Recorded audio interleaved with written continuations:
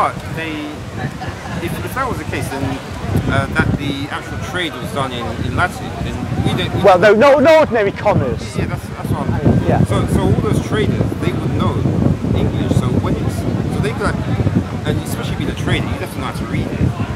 So once the Bible is actually put into the Old English, and they know how to read Old English documents, then they could actually go and actually. But the Bible, this is my point though, there are many English translations of books of the Bible before the time of the Protestants. It's just that we don't have a whole Bible by the time of the Protestants, as far as I'm aware. Listen, we are so keen, we are the church of of getting the Bible out there. The first printed Bible, by whom? Gutenberg in Germany.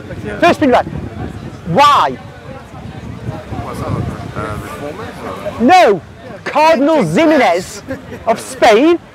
Cardinal Ximenes commissioned the Gutenberg Bible. Now, why would he do that now? I mean, you know what we like? We like the ones ornate, and there's just a few of them, and we can tell the peasants what to do. Well, what year was that? This is about, the 1450s. I don't know exactly when. Right. I'm a poorly educated bloke.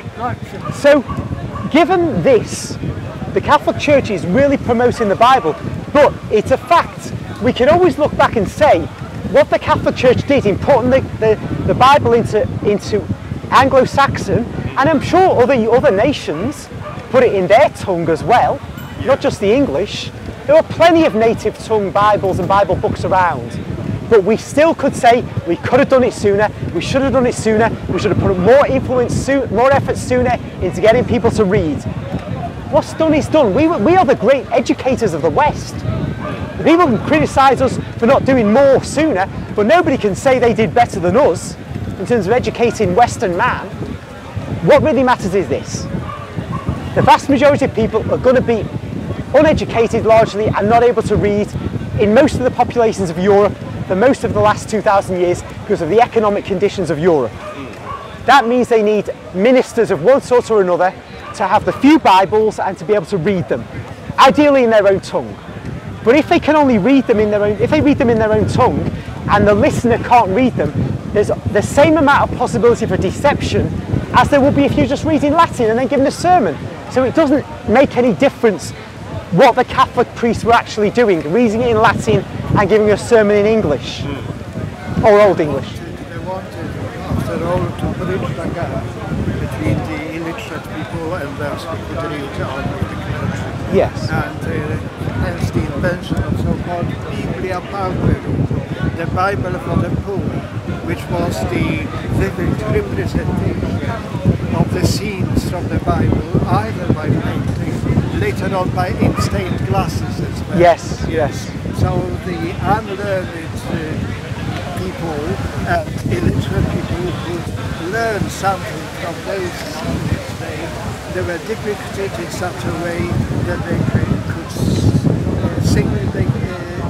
They were to sing to the Lord and to promote the devotion, popular devotion. And such popular devotion was then kept in the vernacular language. And I think in Poland it was very early, especially in the courts of the kings. They were translated. Even parts, I think, of the Bible, but I'm not sure of that. But certainly the devotion to Our Lady in the form of the so-called hours. Yes, the Liturgy of the Hours. Yeah, and of course there's the Angelus, there's the Stations of the Cross, where we contemplate our Lord's Passion.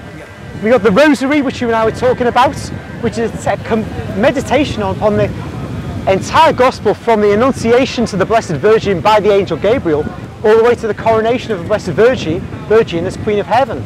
And so many scenes of the Gospel through there.